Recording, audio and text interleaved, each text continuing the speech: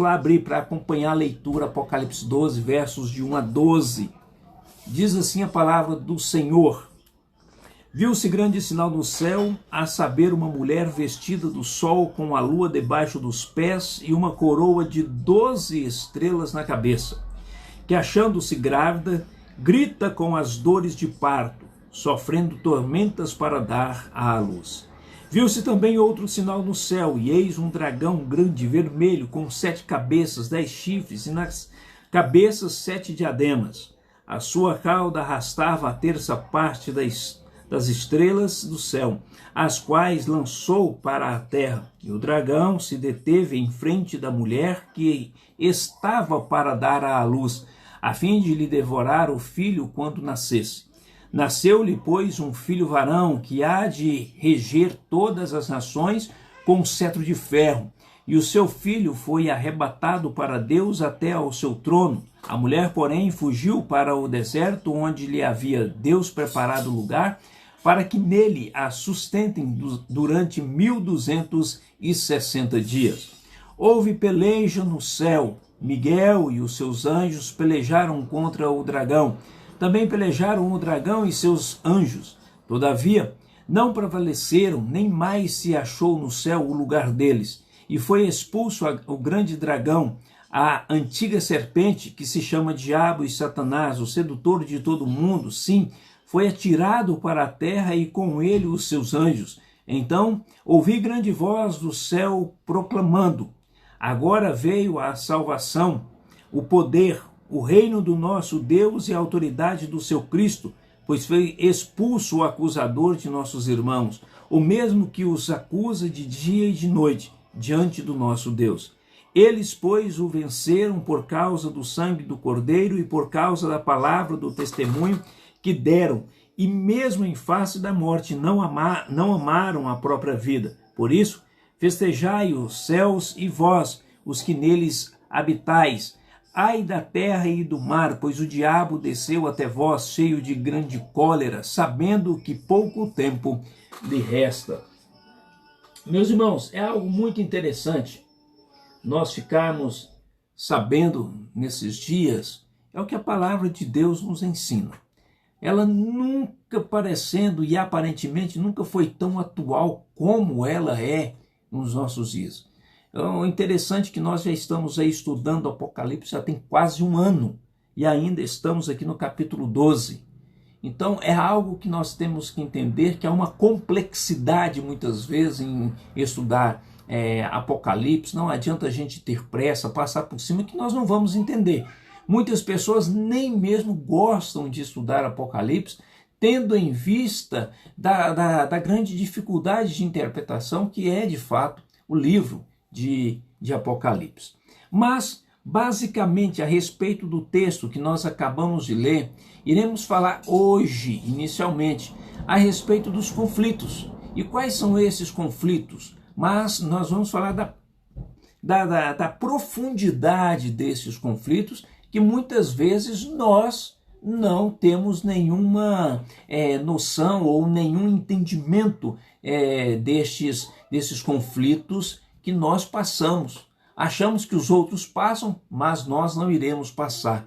Muitas vezes nós não damos muita atenção devida às questões escatológicas ou às questões da volta de Cristo. Veja só, como exemplo, um atleta que se prepara para uma grande competição, ele se prepara com alguns incrementos. O primeiro deles é treino. Segundo é dedicação a esse treino. E terceiro é renúncia à sua própria vida, ao seu próprio querer, mas em benefício de quê? De ser um atleta de alto nível. Outros ainda, além de fazer todo esse treinamento, eles participam de competições menores para adquirir experiência e maturidade esportiva. Eles então precisam de objetivos claros para traçar os seus planos, para alcançar o seu objetivo, para alcançar de fato o seu foco. Atletas olímpicos querem uma medalha olímpica, então eles precisam focar nisso e andar constantemente com essa visão ao seu lado, para que eles não percam o foco, pois os adversários estão sim preparados. Agora, como você, cristão, está com a sua vida hoje? Como você está preparado para andar, para caminhar diante de uma sociedade, diante de um tempo difícil em que nós nos encontramos? Sei que muitos dos nossos irmãos foram pegos, entre aspas, de surpresa com essas questões últimas que nós estamos vivendo, não só no país, mas em todo o planeta. Por que muitas vezes somos pegos de surpresa? Porque, primeiro, nós não nos preparamos. Porque, segundo, nós subestimamos a força e o poder do nosso adversário, do nosso inimigo, porque ele é muito perigoso. Então a gente subestima, acha que ele de fato não terá poder sobre nós, então nós começamos a deixar as coisas de lado e achar que nada disso vai acontecer, que isso tudo é um conto de fadas. Então, durante vários séculos, especialmente na Idade Média, a arte, principalmente as figuras, elas foram dominadas por temas cristãos.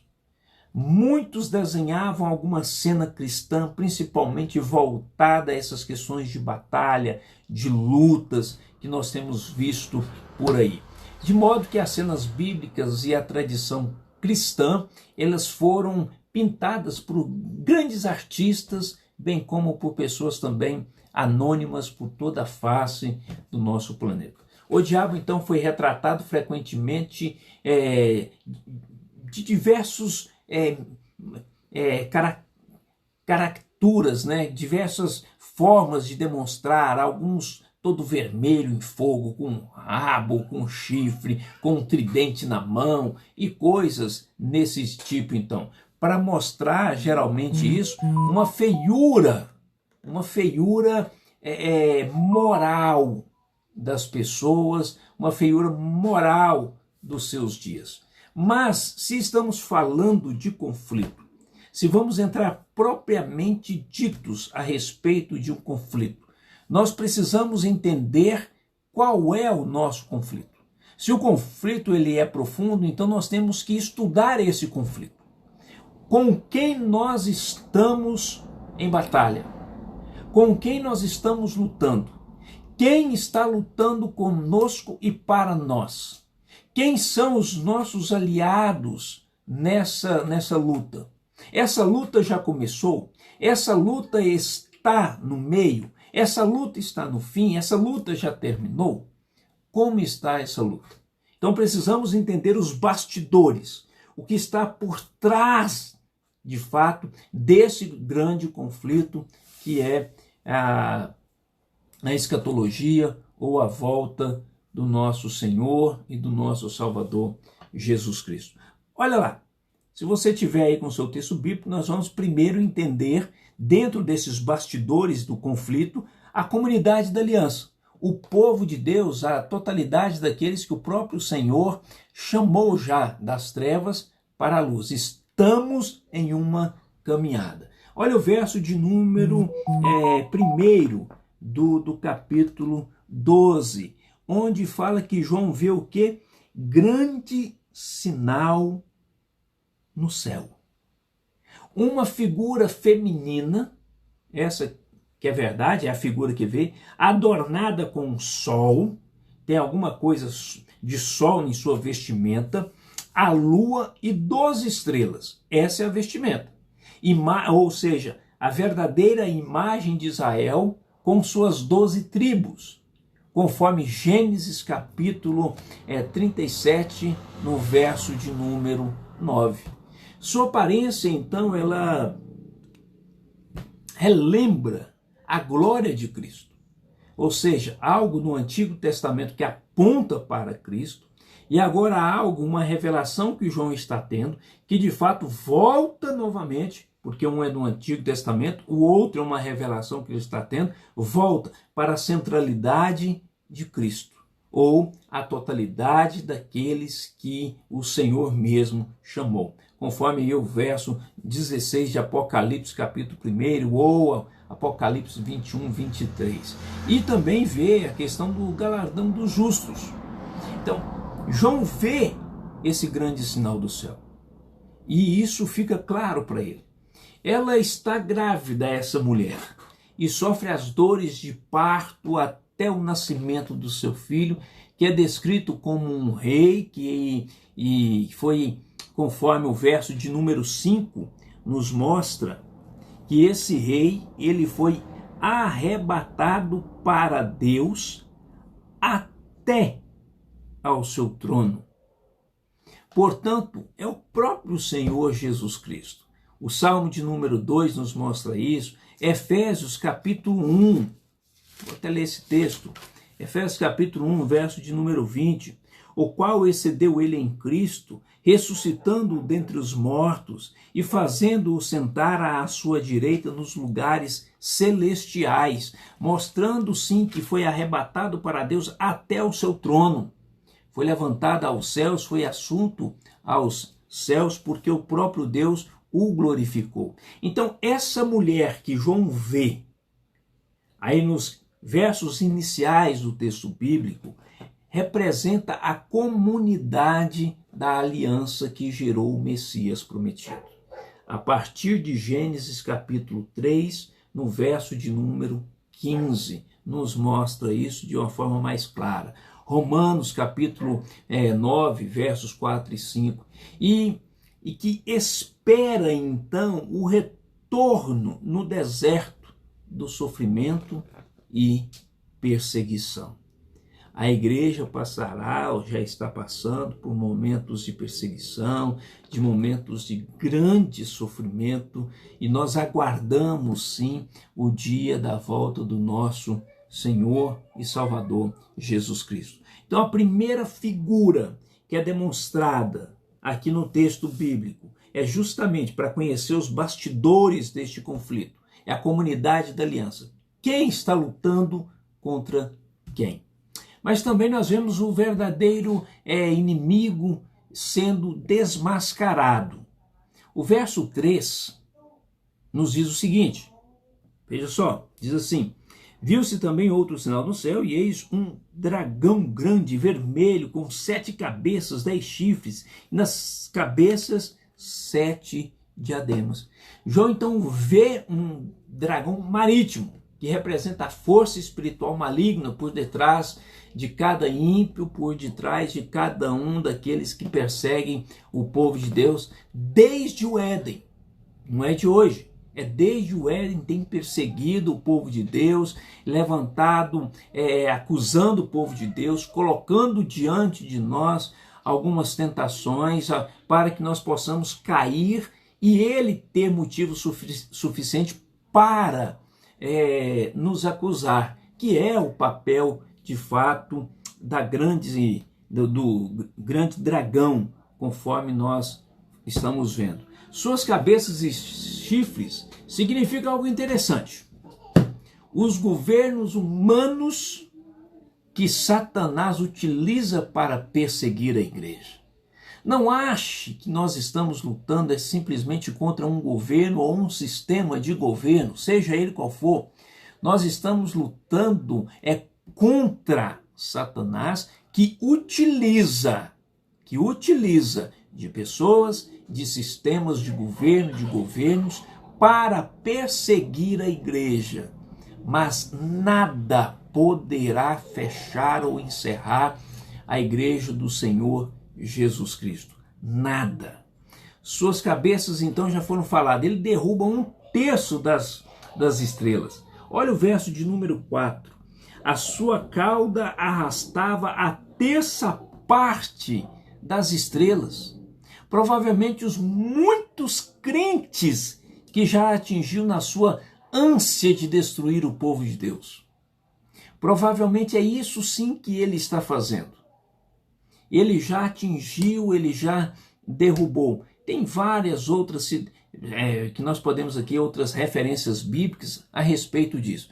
Para vocês já vou deixar claro, Não vou citar aqui as referências bíblicas todas, mas se você quiser o estudo, é só entrar, manda o WhatsApp para o pastor estará encaminhando para você, certo? Sem nenhum problema. Ou então manda aí nesses negocinhos de mensagem, não aí no ao vivo, não, nesses negocinhos de mensagem, seja do Facebook, seja do Instagram, que a gente vai responder e enviar os estudos para você também, onde você estiver, estudar um pouco mais, depois você poderá nos assistir novamente. Sua intenção então é qual? Qual que é a intenção do dragão? Qual que é a intenção desse governo que se levanta então para perseguir? É claro que é destruir o Messias. É claro que é atacando desde o seu nascimento. Vale lembrar que quando ele nasceu, ele foi perseguido. Tiveram que fugir. Se nós formos para toda a história da redenção, vamos lá em Moisés. Moisés nasceu de que forma? Ele nasceu e logo a mãe teve que o entregar, colocando em um cesto, em um brejo, próximo a onde estava a filha de Faraó, para que ela pudesse pegá-lo e criá-lo. Ou seja, por que isso aconteceu? Pela perseguição. A perseguição por tentar sempre destruir, né, os tipos no Antigo Testamento, os tipos de Cristo, bem como no Novo Testamento também o próprio Senhor Jesus Cristo. Mas o que acontece é que ele fracassou. E o que restou? Apenas continuar guerra contra eles. Por isso, a mulher que representa a igreja foge constantemente da sua fúria para o deserto. O verso 6 diz o seguinte: a mulher, porém, fugiu para o deserto, onde lhe havia Deus preparado lugar para que nele a sustentem durante 1260 dias. Ela foge, mas o Senhor está sustentando. Símbolo, então, tanto de provações quanto de provisão divina. É o momento que eu poderia dizer e trazer para os nossos dias, é o momento de peneira. Vai peneirar aqueles que de fato são do Senhor Jesus e aqueles que de fato não são.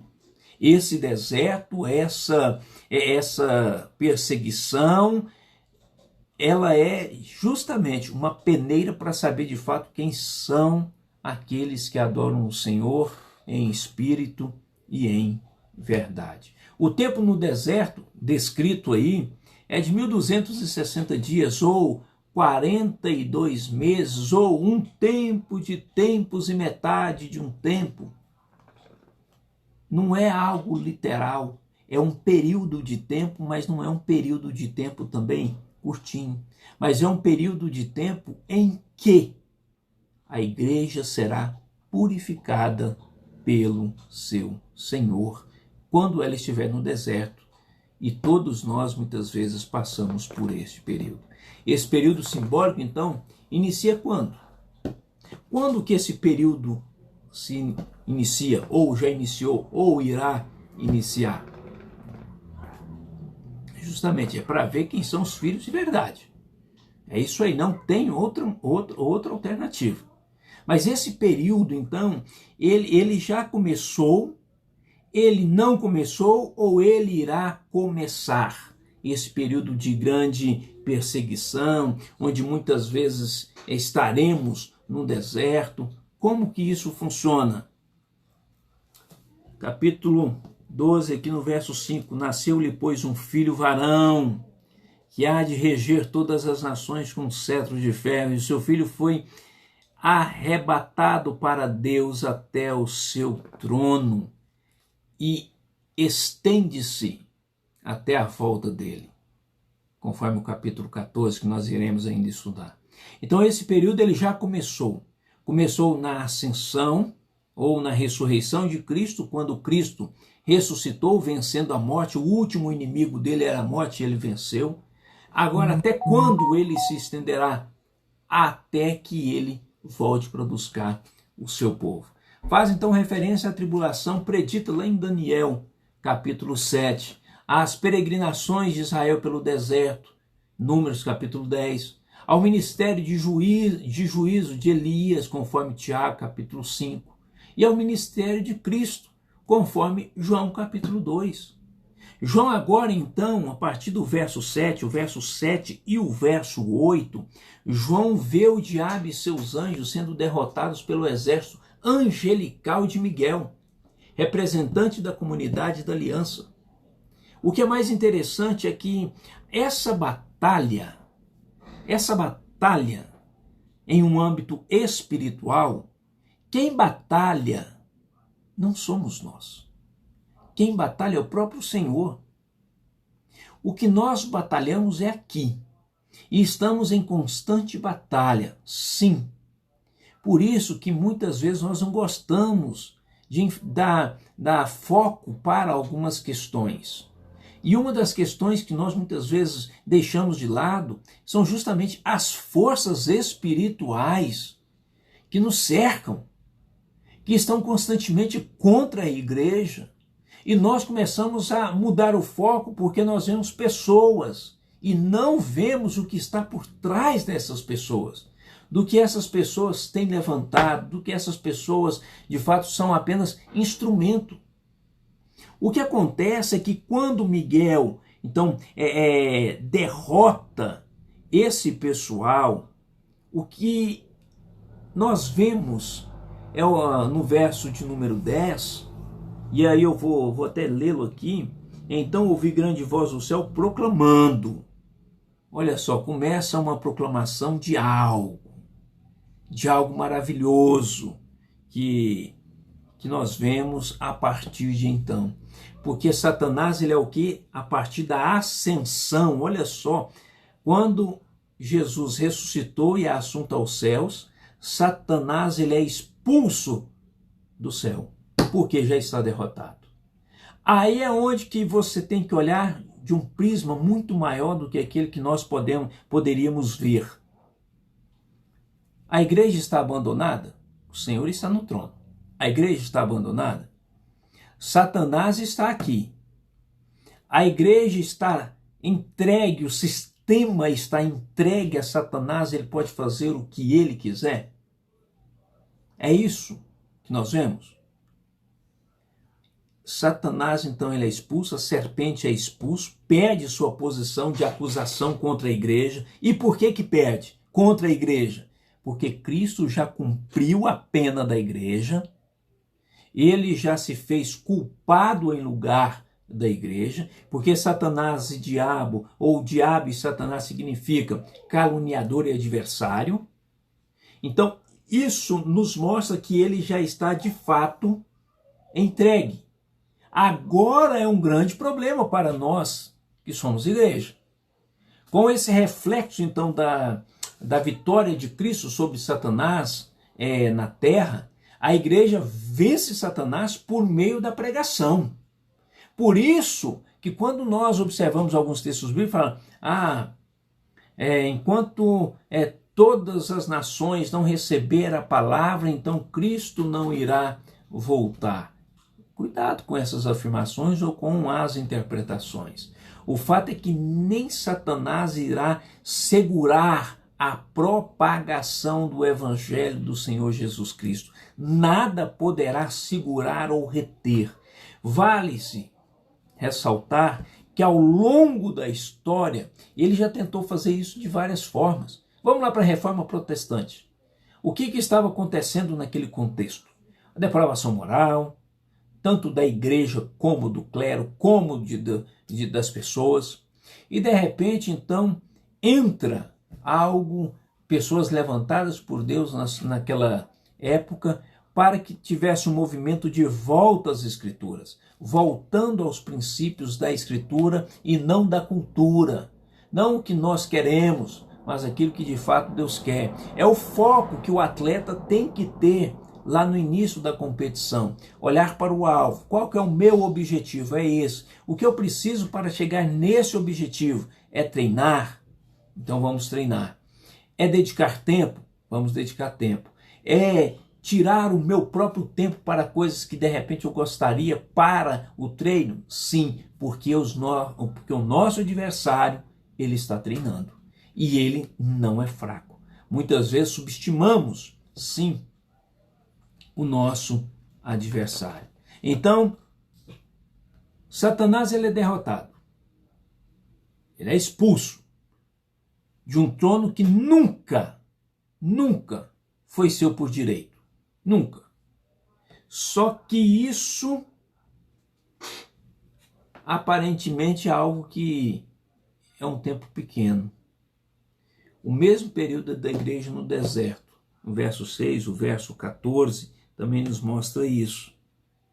Aparentemente é um tempo pequeno. Vou ler o verso 14, porque não foi lido anteriormente. E foram dadas à mulher as duas asas da grande águia, para que voasse até o deserto, ao seu lugar, aí onde é sustentada durante um tempo, tempos e metade de um tempo, fora da vista da serpente. Então ele começa a entrar em desespero. Ele já foi derrotado, ele já foi expulso daquele local onde ele nunca deveria estar. Porém, então, a igreja, de que forma que ela se encontra nesse deserto?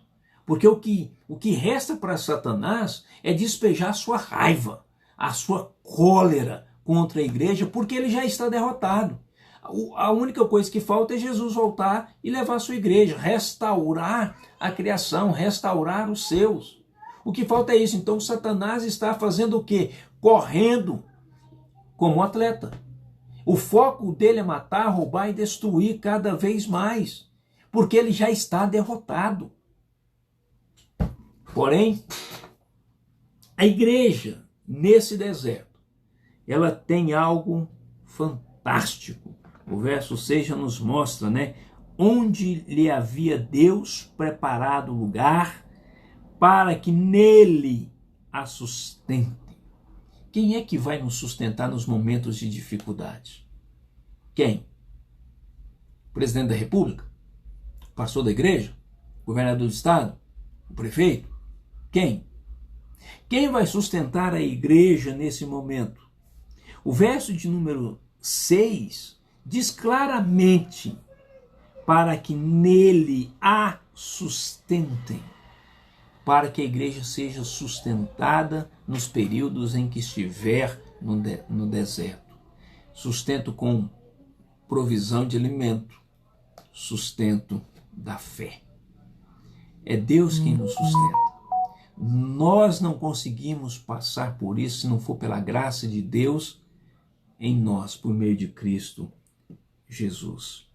Porém, então, ela que recebe essa proteção, ela tem o que agora? Asas para fugir, um deserto para se esconder e sustento para se manter.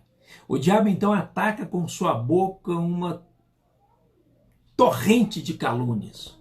Fala constantemente. Ele engana constantemente. Seus ataques são frustrados pela intervenção divina e pela fidelidade dos seus fiéis. Isso tudo, ele ainda não desiste. Pastor, por que ainda existe tantas coisas ruins acontecendo nos nossos dias? Porque Satanás não desiste, ele está desesperado. Pastor, e a corrente lá de Apocalipse, capítulo 20? Ele vai ser solto por 1000 anos? Ele já está solto. Por isso que nós temos visto o que nós estamos vendo. Catástrofes por todos os lados. Guerras e rumores de guerras. Aí a gente pensa, o que é uma guerra? A guerra é alguém empunhar uma arma e ir para o campo de batalha. Meus irmãos, guerra não é só isso. Guerra é dentro da sua casa. Quando você entra em conflito com o seu cônjuge, quando você entra em conflito com os seus filhos ou seus filhos com os pais, quando você entra em conflito com o seu vizinho, quando você entra em conflito com os seus irmãos da igreja, quando você entra em conflito com a cidade, com o país e por aí vai indo. Isso são guerras e rumores de guerras. Temos que parar de achar que guerra é apenas empunhar uma arma e ir para o fronte de batalha. Nós já estamos no fronte de batalha. Já estamos nesse fronte de batalha. Só que os ataques dele sobre a sua igreja são frustrados. E por que são frustrados? Porque o Senhor é quem intervém pela sua igreja. É o Senhor quem sustenta a sua igreja. É o Senhor quem constantemente está com a sua igreja. Qual que então é a conclusão que nós chegamos até então? Porque esse estudo ele continuará na próxima semana. E vocês são nossos convidados a estar aqui na próxima quarta-feira às 19h30. A perseguição e a opressão que a igreja sofre na terra nada mais são que os reflexos das batalhas que estão tendo no nível espiritual entre o dragão e o cordeiro. Nada mais é do que isso. Nada. Essa batalha já está definida. O Senhor Jesus venceu a morte. Desde a promessa de Deus, quando ele profere a sentença e dá a promessa da bênção, lá em Gênesis capítulo 3. Ele promete uma semente. Essa semente vem, essa semente nasce, ela não peca, essa semente cresce, essa semente cura, essa semente ensina, ela prega. E agora nós estamos de que forma? Estamos guardados por Ele, que é Jesus Cristo, mesmo em um campo de batalha, mesmo em um deserto, porque essa batalha já está definida desde a vitória de Cristo sobre a morte. É a vitória do Cordeiro de Deus que tira o pecado do mundo. E todos os seus seguidores são vitoriosos com ele. Todos aqueles que têm o Senhor Jesus como seu único e suficiente Salvador, todos são vitoriosos com ele. Todos estarão com ele, glorificando, cantando, louvando em todo o tempo. E o que nós temos feito nos nossos dias? Todos, então, receberão então a coroa da vida. E nós? Está difícil, pastor. Está difícil mesmo. Mas qual é o seu pensamento disso? Até onde você consegue pensar sobre isso? O que esse texto tem a ver, então, com os nossos dias, com a sua vida, com a igreja do Senhor? O que eu posso aprender desse texto bíblico de hoje, Apocalipse, capítulo 12? Alguns cristãos, é fato isso, parecem ignorar completamente a batalha espiritual. Parecem colocar isso de lado como se isso não existisse. E outros morrem de medo dela. Eu não quero saber disso, pastor. Mas saiba, não é você querendo ou deixando de querer que irá mudar alguma coisa. Porque não vai mudar. É assim que o Senhor quer que aconteça. Os dias só serão abreviados porque Ele abreviará o nosso sofrimento. É Ele. As nossas orações todas elas têm que estar voltadas para o Senhor. Quando nós oramos em nome de Jesus, é orar de acordo com os ensinamentos de Jesus. É um desejo nosso que os dias de grande peste passe o mais rápido possível. É um desejo nosso. Mas não irá acontecer se não for o propósito de Deus, até o propósito de Deus se cumprir. É duro falar isso, mas é verdade. Mas Ele não abandona a sua igreja. Está mostrando que nós estamos em um deserto, que aquela que representa a totalidade do povo da aliança, ela vai para o deserto e de fato ela está lá. E lá é onde nós vamos receber o provimento, é onde nós vamos receber a força suficiente para superar as nossas dificuldades. Qual a perspectiva que você tem adotado? O que você tem pensado? Vou ser bem mais prático, então, na pergunta, já que nós estamos aqui caminhando para as questões práticas e não somente práticas, mas para que nós possamos entender e viver esse texto nos nossos dias. Qual perspectiva você tem adotado? Lembra do sermão, você que nos acompanha, lembra do sermão de domingo? O que de fato o profeta fez? Como o profeta estava agindo diante daquelas questões difíceis que ele tinha que tomar decisões? Abacuque, ele para, olha, estuda, medita, para depois andar e caminhar. Aí ele conhece quem é Deus, os atributos de Deus, e com esses atributos, sabendo quem é Deus, ele faz o que? Ele aplica esses atributos de Deus nos seus problemas e vai em frente na batalha. Mas muitos de nós fomos pegos de surpresa com essa peste que está aí. Muitos de nós fomos pegos de surpresa. Então a verdade é que nós não temos adotado princípios bíblicos no nosso dia a dia, se formos pegos de surpresa. Porque o Senhor fala constantemente para sermos vigilantes. E se não estávamos vigilantes, fomos pegos de surpresa, então há algo errado na nossa vida prática junto com o Senhor nosso Deus. Não se esqueça, meus irmãos, não se esqueça. Nós estamos em um campo de batalha, o campo de batalha, ele é profundo. Nós estamos dentro desse contexto. Esse contexto muitas vezes é duro. Nós estamos conhecendo os personagens que estão aí nessa batalha. A mulher representando o povo da aliança. O dragão representando Satanás e seus anjos. E como nós temos vivido diante disso? Qual a sua perspectiva sobre isso? A vitória de Cristo na cruz é a nossa vitória também. Não tem outra. Nós somos mais que vencedores por meio de quem? De Jesus Cristo. Não é outro lugar que nós vamos encontrar vitória. Muitos de nós somos místicos. Eu creio. Você crê que as escrituras sagradas do Antigo e do Novo Testamento é a palavra de Deus?